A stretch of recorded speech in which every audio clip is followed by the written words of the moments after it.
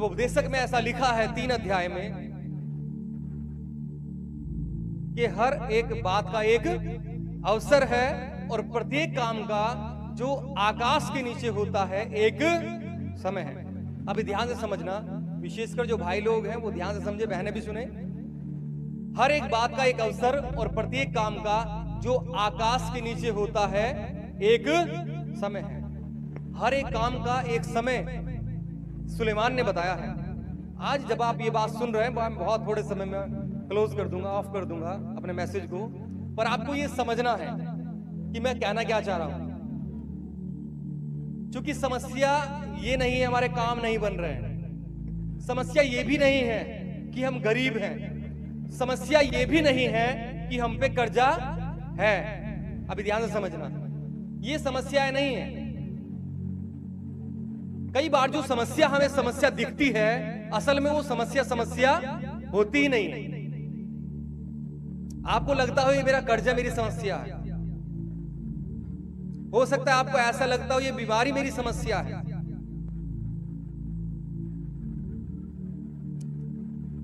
पर बाइबल के नजरिए से जब आप देखेंगे, एक व्यक्ति था जिसके अंदर दुष्ट आत्मा थी, गूंगी दुष्ट आत्मा।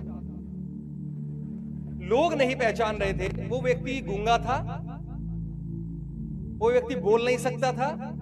और यीशु मसीह उसके पास आए। उससे पहले भी वो बहुत जगहों में शायद गया होगा, इलाज कराया होगा, डॉक्टरी इलाज भी कराया होगा, ट्रीटमेंट कराया होगा, लेकिन फिर भी वो ठीक नहीं हुआ। और जब वो यीशु मसीह के पास में आया, यीशु मसीह ने उसके गूंगेपन को नहीं देखा, यीशु मसीह ने जो उसके अंदर दुष्ट आत्मा छिपी हुई थी सालों से, उस दुष्ट आत्मा को देखा। और प्रभु यीशु मसीह ने उस दुष्ट आत्मा को डांटा और उसके अंदर से निकाला। और लिखा है जैसे ही दुष्ट आत्मा उसके अंदर से निकला, वो व्यक्ति बोलने लगा। तो समस्या गूंगेपन की नहीं थी, समस्या उसके अंदर दूसरी बैठी थी जो लोगों को नजर नहीं आ रही थी। आज आपको ये समझना है, समस्या ये नहीं है आपका काम नहीं चलता है, समस्या ये नहीं है आपकी बात नहीं बनती है, समस्या ये भी नहीं है कि आप पे कर्जा है। ये समस्याएं नहीं है। समस्या बाइबल के नजरिए से कुछ और होती है। कई बार हमें ऐसे लगता है कि ये समस्या है क्योंकि हम गरीब हैं, हमारे पास में पैसा नहीं है, हमारे पास में बरकत नहीं है, हमारे काम में आशीष नहीं है। ये समस्या लगती है लोगों को ना। उन्हें ऐसा लगता है कि भाई हमें समस्या ये है कि हम तो गरीब पैदा हुए हैं, हम तो बहुत गरीब हैं, ये समस्या है। हम पे कर्जा है, ये समस्या है। हम तो बीमार हैं, ये समस्या है। कई बार लोगों को ये सब समस्याएं लगती हैं, लेकिन बाइबल ऐसा नहीं बताती है। आज आपको ये बात समझनी बहुत आवश्यक है। चाहे तो आप इसे मैसेज की तरह सुने और चाहे परमेश्वर की आवाज की तरह आज आप इसे सुने। और यदि आप ये सुनते और समझते हैं, पहले परमेश्वर ने ये बातें लिख करके दी हैं, तो अगर परमेश्वर ने लिख करके दिया है तो फिर हम 100% बोल सकते हैं कि हाँ, जो बात हम बोल रहे हैं और वो 100% सही है। आमीन, आमीन, हालेलुया, हालेलुया। सुलेमान कहता है कि हर एक बात का एक अवसर और प्रत्येक काम का जो आकाश के नीचे होता है एक समय है। और फिर वो बात शुरू जन्म से करता है, लेकिन उस बीच में वो एक बात बोलता है कि बोने का एक समय है और काटने का भी एक समय है। बोने का एक समय है और काटने का भी एक समय है। मैंने 4-5 पॉइंट बताए हैं, मैं उनमें से एक पॉइंट पे जा रहा हूं। और आपको ये समझना बहुत आवश्यक है कि कई बार हम अपने जीवन में संघर्ष कर रहे हैं, बहुत स्ट्रगल कर रहे हैं, हो सकता है आपकी चप्पलें घिस गई हों। आज आपको ये बात समझनी है कि इस संसार में जीने के लिए कई बार हमें फाइनेंस की जरूरत होती है, रुपये पैसे की जरूरत होती है, अपने घरों में सुविधाओं की जरूरत होती है। और इन सब कार्यों को पूरा करने के लिए हमें परमेश्वर के वचन को समझना बहुत आवश्यक है। क्योंकि मेहनत तो आप लोग करते ही हैं, पर हम परमेश्वर के वचन को नहीं समझते हैं, इसलिए कई बार जो हमारी मेहनत है वो अधूरी है। आपको ये समझना बहुत आवश्यक है, क्योंकि उस कुदरत ने ये नियम ठहराया है, व्यवस्था ठहराई है कि जब तू इस बात को समझेगा तब तू आशीषित होगा। मैं आपको उत्पत्ति नूह के समय में लेकर के चलना चाहता हूं, जब लिखा है पृथ्वी पर बहुत भयंकर रीति से पाप बढ़ गया और ब्रीड मिक्स हो गई, इंसान नहीं रहा, उसके साथ में मिक्सअप हो गया। नफिलीम वगैरह और बहुत सारी चीजें उसके साथ मिक्स हो गई, और परमेश्वर के सामने एक ही विकल्प था कि जो लोग बच गए हैं 8 लोग उन्हें बचाया जाए। जैसे कि एक पौधा जिसके अंदर कीड़े लग जाते हैं उसकी टहनियों पे या उसके फूल में, तो उसे तोड़ करके अलग इसलिए किया जाता है ताकि जो बाकी बच गए हैं कम से कम इसे तो बचा लिया जाए। तो वो परमेश्वर ने बचाया पूरी मानव जाति को, चूंकि 8 लोग बचे थे, नूह, उसके 3 बेटे, 3 बहुएं और उसकी पत्नी। हालेलुया। उसके बाद में परमेश्वर ने नूह से एक वाचा बांधी थी, और उस वाचा को समझना बहुत आवश्यक है, क्योंकि सारा संसार खत्म हो गया था, पृथ्वी पर कोई नहीं था, पानी ही पानी था। और उसके बाद में परमेश्वर ने नूह से एक वाचा बांधी, और उस वाचा में जो बात मैं बता रहा हूं उस वाचा में उसका भी जिक्र है। आमीन, आमीन। मैं चाहता हूं आप उत्पत्ति की पुस्तक निकालिएगा, उत्पत्ति 8 अध्याय उसका 22 वचन, the book of genesis chapter 8 versus 22।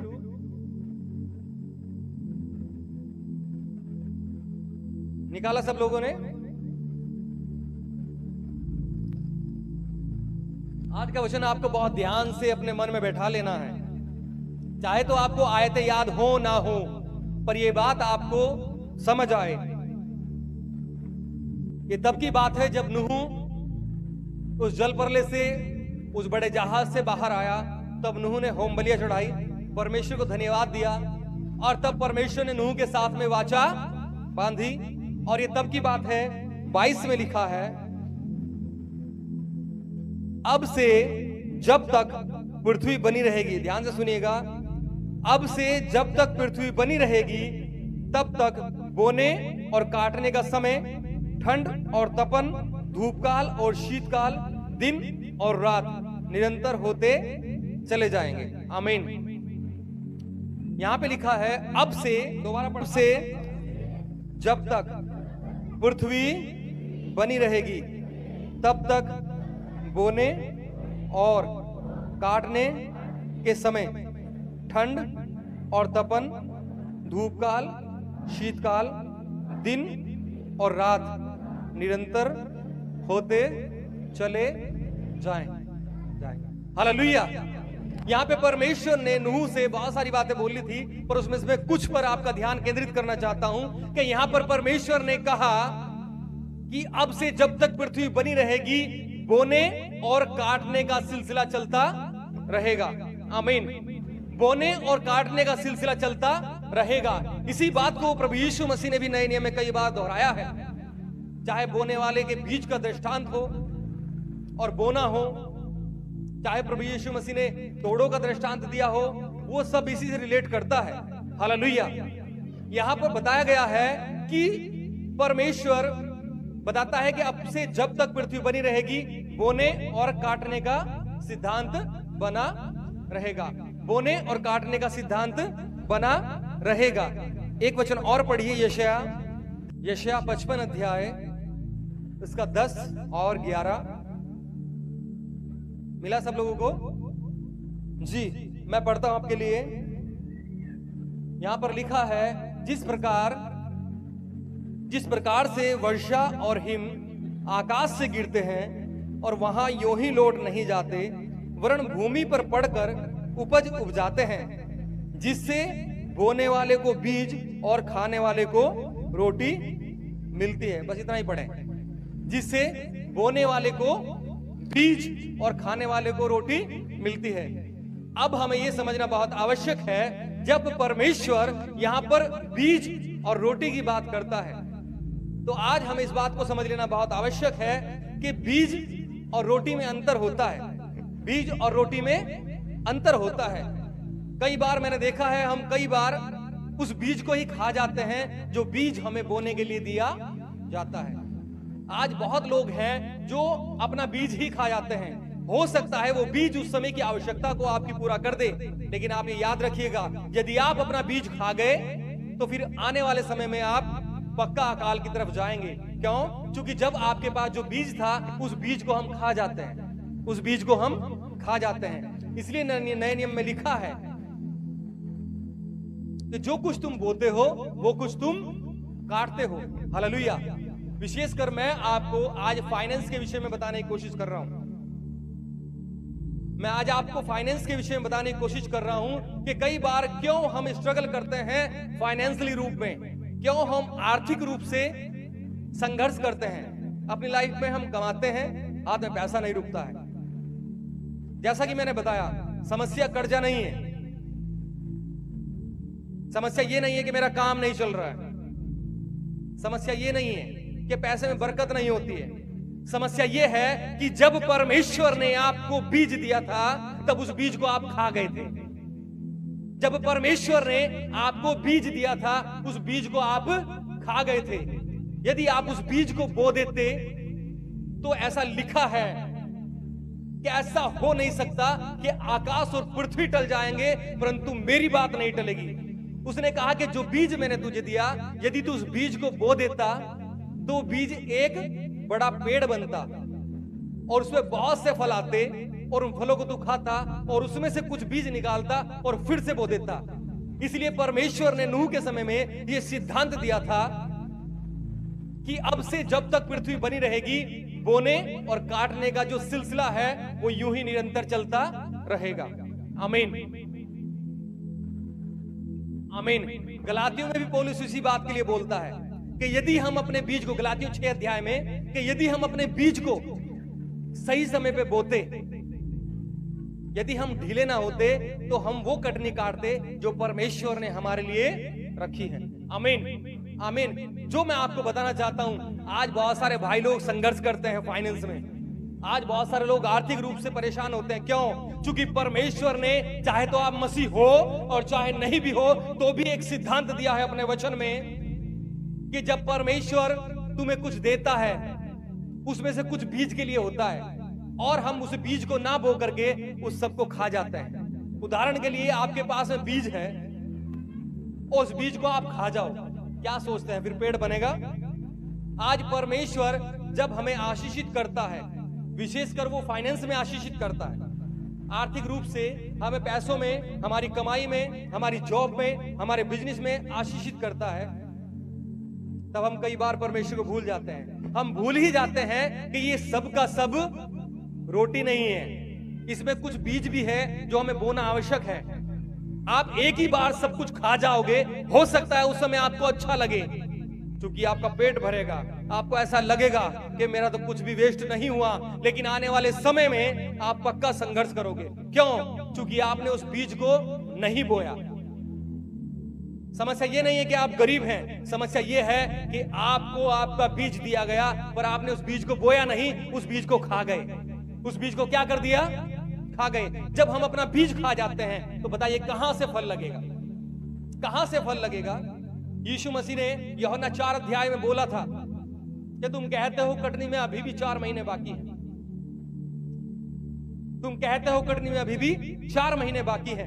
नजरें उठाओ, खेत तो पके हुए हैं परंतु तुम्हें समझ नहीं आ रहा है। खेत तो पके हुए हैं परंतु तुम्हें ऐसा लग रहा है कि अभी भी समय है कर्जों में, तुम्हें ऐसा लग रहा है कि अभी भी समय है। नहीं, खेत पक चुके हैं। लिखा है काटने वाला तो मजदूरी पा चुका, काटने वाला तो मजदूरी पा चुका, अब तो वो अनंत जीवन के लिए फल बटोरता है। काटने वाला क्या कर चुका? ये बहुत गहरा है। वो मजदूरी पा चुका। जब आपने यीशु मसीह को ग्रहण किया है, जब आपने यीशु मसीह के मारे जाने, पैदा होने और जी उठने पर विश्वास किया है, उसके लहू बहाने पर विश्वास किया है, उसे अपना उद्धारकर्ता स्वीकार किया है, तब आप मजदूरी पा चुके। उद्धार अब आपका है, क्योंकि आपने यीशु मसीह के नाम में बपतिस्मा लिया है।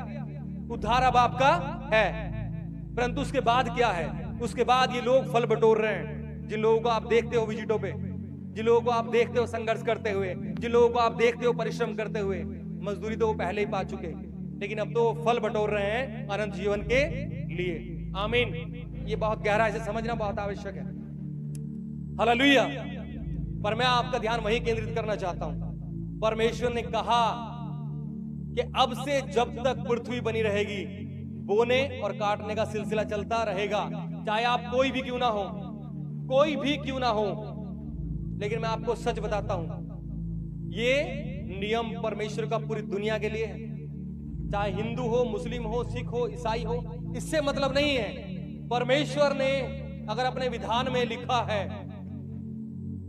कि अब से लेके सर्वदा तक, जब तक पृथ्वी बनी रहेगी, धूप काल, शीतकाल, दिन रात, सर्दी गर्मी और बोने और काटने का सिलसिला यूं ही चलता रहेगा। तो अब आपसे ये सवाल है कि आपने क्या बोया। अब आपसे ये सवाल है कि आपने क्या बोया।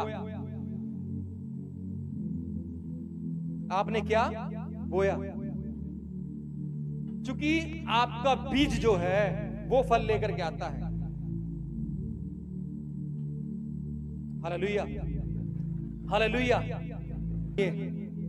हमारे विचार, हमारे कर्म और हमारे शब्द, ये वो बीज हैं जो आपके लिए परिणाम, स्वभाव और फसल को लेकर के आते हैं। ये हमारे जो विचार है ना, ये भी एक बीज के समान है। हमारा कर्म जो है ये भी एक बीज के समान है। हमारे शब्द जो हैं ये भी एक बीज के समान है।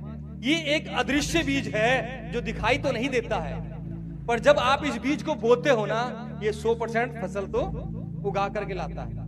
इसलिए कई बार लोग लड़ाइयों में, झगड़ों में, कलेश में कुछ भी बोलते हैं, कुछ भी, और फिर वो फल लेकर के आता है। इसलिए आपको ये भी समझना है कि आप क्या अदृश्य बीज बो रहे हो।